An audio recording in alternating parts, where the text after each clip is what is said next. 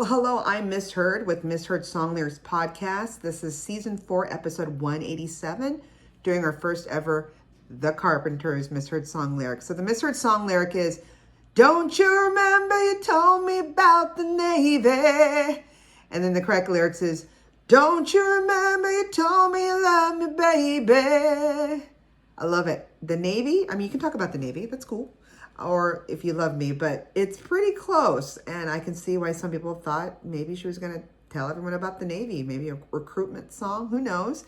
Anyway, we're talking about the Carpenters' Superstar. It's a 1969 song written by actually a Bonnie Bramlett and Leon Russell. I had assumed it was only just the song made, written, done just by the Carpenters, but you'll find out they actually covered it.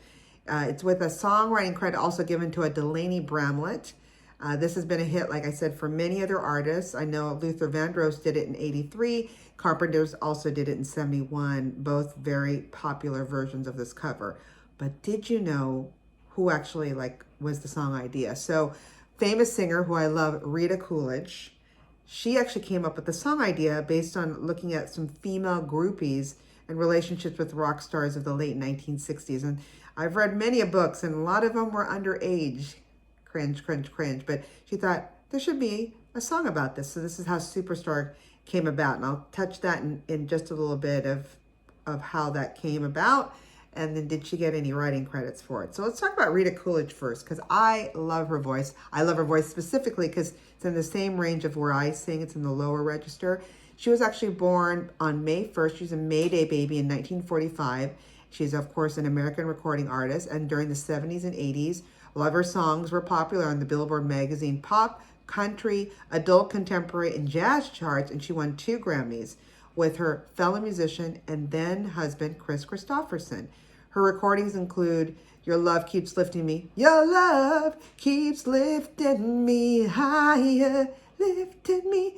And then the other song I love to sing once in a while, We're All Alone. Oh, we're all alone. I'd rather leave while I'm in love. And of course, the theme song, one of my favorite Bond theme songs, by the way, from the 1983 James Bond film called Octopussy, called All Time High. We're an all-time high. I love how it starts. I love how she ends. It's such a sexy song. And I know that movie was kind of cheesy, crazy Roger Moore version of Bond, but I love it. And I love the costumes. And when they would play All Time High, all I wanted was a sweet distraction for an hour or two. I mean, you can't not fall in love. Anyway, so Rita Coolidge came with the idea, and she actually, unfortunately, did not get any credit. She did not get any credit for another song I'll tell you in a second, but a little about her, because I knew I thought American Indian, something, because she has the dark hair, the olive skin. I didn't know what her background was. She was actually born in Lafayette, Tennessee. She is the daughter of Dick and Charlotte Coolidge, a minister and a school teacher, with sisters Linda and Priscilla and brother Raymond. She is of Cherokee and Scottish ancestry. Beautiful. She also attended Nashville's Maplewood High School and graduated from Andrew Jackson Senior High School in Jacksonville, Florida. She's also a graduate at Florida State University. Is that the Gators? I think it's the Gators. If it isn't, sorry, don't shoot me. I'm not from there. She is also a member of the Alpha Gamma Delta sorority. And then after singing around Memphis, including she did some stint with Jingles, which is always smart, she was discovered by the songwriting team that was credited for Superstar called Delaney and Bonnie, who worked with her in LA. There, she became a backing singer for artists including Leon Russell, Joe Cocker, Harry Chapin, Bob Dylan, Jimi Hendrix, Eric Clapton, Dave Mason, Graham Nash, and Stephen Stills, which supposedly I've read here on the interweb that she had some relationships with both Nash and Stills. Not at the same time, I'm hoping, but it was the 70s, you never know. She was also featured in Joe Cocker's Mad Dogs and Englishman tour and album, singing Russell's and Bonnie Bramlett's song Superstar, which is the song we're talking about today that was made famous by the Carpenters. But again, she did not get any songwriting credits for Superstar, which later became a hit for the Carpenters. Something to note, she was also known as the Delta Lady and inspired Russell to write a song of the same name for her. And then I love the story of how she met Chris Christopherson. So in November of 1970, she met him at an LA airport when they were both catching the same flight to Tennessee. Instead of continuing to his intended destination in Nashville, he got off the plane with Rita Coolidge in Memphis with her, and the two married in 1973, had a child in 74, and recorded several duet albums, which sold well and earned the duo a Grammy Award for Best Country Performance by a Duo or Group with Vocal in 1974 with the song From the Bottle to the Bottom, and in 1976 for Lover Please. I got to check out those songs. I think I know them, but I can't remember them. But hey, she won Grammys for them, so they must be great. And then, of course, like I shared earlier, she made a lot of success with her pop chart hits from 77 to 78 with Jackie Wilson's Your Love Keeps Lifting Me Higher and Higher, Boss Skaggs' We're All Alone, which I've heard the Boss Skaggs version, also very good. I love his voice. The Temptations, The Way You Do the Things You Do, and Marsha Hines' You. And then, unfortunately, both Coolidge and Christopherson divorced in June of 1980. Now, this song, what we call Superstar, in its first recorded version of it, the song was actually called Groupie, and then in parentheses, Superstar, which makes sense because if the idea was from Rita Coolidge about watching female groupies, hang out with rock stars, that's why it'd be called Groupie, and was recorded and released as a B-side to the Delaney and Bonnie single Coming Home in December of 1969. Like I said, Coolidge did not receive any songwriting credits for Superstar, aka Groupie Superstar, which later became a hit for the Carpenters, nor did she receive any songwriting credits for the coda in the 1971 single Layla, Got Me on My Knees, Layla, by Eric Clapton's band Derek and the Dominoes. I mean, girl, you gotta get yourself in there, because obviously lots of great ideas came for her and things she made, but it just didn't sound like she fought for it. So song was released by Atco Records in U.S. and Atlantic Records in the rest of the world. The full credit of the single was to Delaney and Bonnie and Friends featuring Eric Clapton, which I'm talking about the song again, Groupie Superstar. Now, the original version finally surfaced on the album in 1972 when D&B Together was released, shortly before their marriage and collaboration ended. And the version was also included as a bonus track on a 2006 reissue of the 1970 album called Eric Clapton. Bonnie Bramlett later recorded the song on her 2002 solo album, I'm Still the Same, now using just the Superstar title, dropping the Groupie, and she rendered it this time as a very slow piano-based torch song. Now let's talk about the Carpenters version, because that's the one I know and a lot of people know, right? So Superstar became most popular after Richard Carpenter, the one half of Carpenter, which is the brother, said he saw it or became aware of the song when he saw Bette Midler singing the song way back on February 15th, 1971 on The Tonight Show with then Johnny Carson. That's right, kiddos. There was a guy named Johnny Carson with The Tonight Show. Before him, I think there was Jack Parr. So there was many, many iterations before we get to who you're used to today. And then it was produced by, again, Richard Carpenter with Jack Doherty, and it was recorded with the members of the famous group called the Wrecking Crew. It's a collection of Los Angeles area session musicians. I think there's a Netflix or an Amazon documentary on the Wrecking Crew. So if you haven't seen it, watch it. Now, they changed it up a bit. So a big did you know is, as the song's original subject matter was more risque than what was typical for the Carpenters, Richard Carpenter changed the lyric in the second verse from the original, it says, and I can hardly wait to sleep with you again, to the less suggestive, and I can hardly wait to be with you again. So the original was, and I can hardly wait to sleep with you again. I didn't know that, okay? The track was finished in one take. I mean, that's how good Karen Carpenter's vocal was. One take. Apparently it was praised by many for its intensity and emotional nature. I agree. When I hear it even now in the 2023, you can hear her sadness, like that sad guitar, right? See what I did there? So David Hepworth commented that, quote unquote, must be a critic, even with only half her mind on the job, she delivered a perfect performance. The guide vocal never needed to be replaced. Their version, of course, was included on the May 1971 album Carpenters.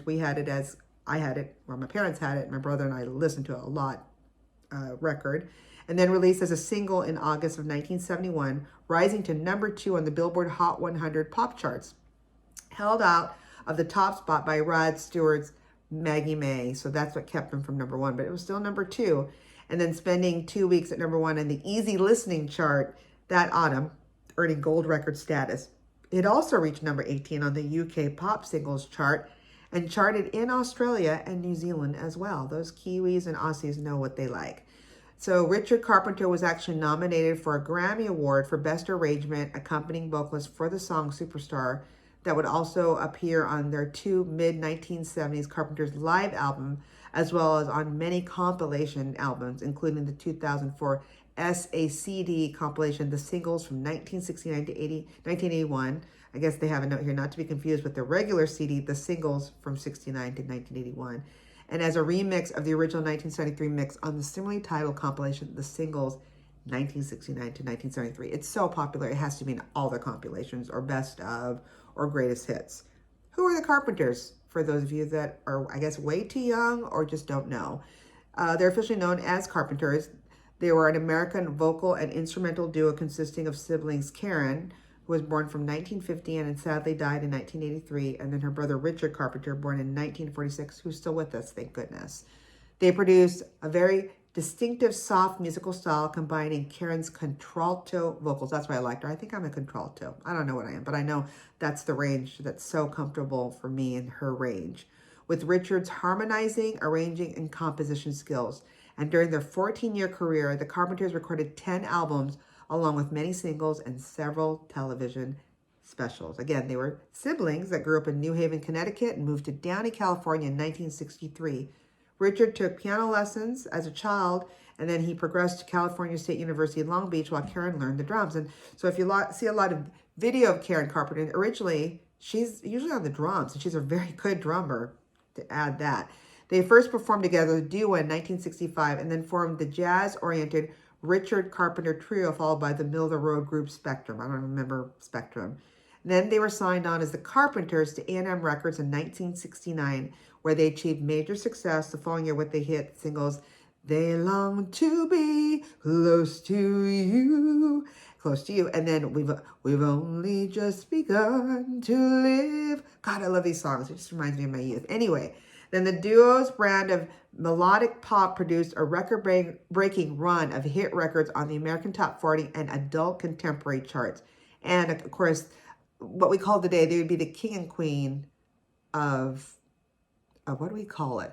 Not only easy listening, but we call it yacht rock. So that's how the young ones would probably know them. They had 3 #1 singles and 5 #2 singles on the Billboard Hot 100 and 15 #1 hits on the adult contemporary chart, in addition to 12 top 10 singles. Amazing. They toured throughout the 1970s, which of course, when you're doing a lot of touring at that time, there's a lot of strain and stress. Richard actually took off a year in 1979 after he became addicted to Quaaludes, and then Karen unfortunately suffered from anorexia nervosa. Their joint career ended in 1983 when Karen died from heart failure brought on by complications of anorexia. And a lot of news coverage about this, giving more public awareness of eating disorders. Although their music still continues even well into the 2020s, and they still attract critical acclaim and commercial success. They have sold more than 100 million worldwide, making them one of the best-selling musical artists of all time. One thing I need to add, the use of this song. It was used very effectively in a 1995 comedy called Tommy Boy. And if you haven't seen it, you need to put that on your next thing to watch on Netflix or whatever. It's with Chris Farley, who's also since passed, and David Spade. And they're doing this road trek in this beat up car.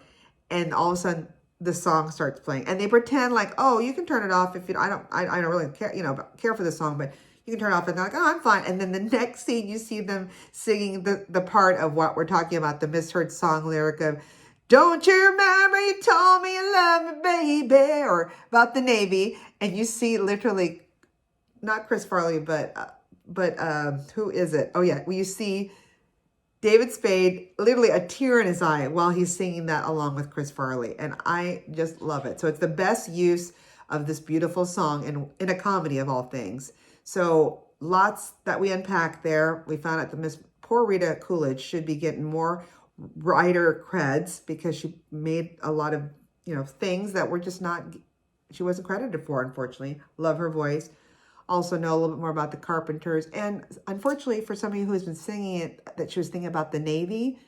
No, she's not. It's about how you told me you love me, baby. So I learned something new. I've always heard it the right way, but I've been told some people have heard about the Navy way. So anyway, if you have any great suggestions like this, always send them to any of our social media sites. That's Facebook, Instagram, that's also Twitter, or you can just email us or me at misheard, that's MISSHEARD songs at gmail.com, and we might be doing your misheard song lyric. Till then, keep singing the songs wrong. Bye.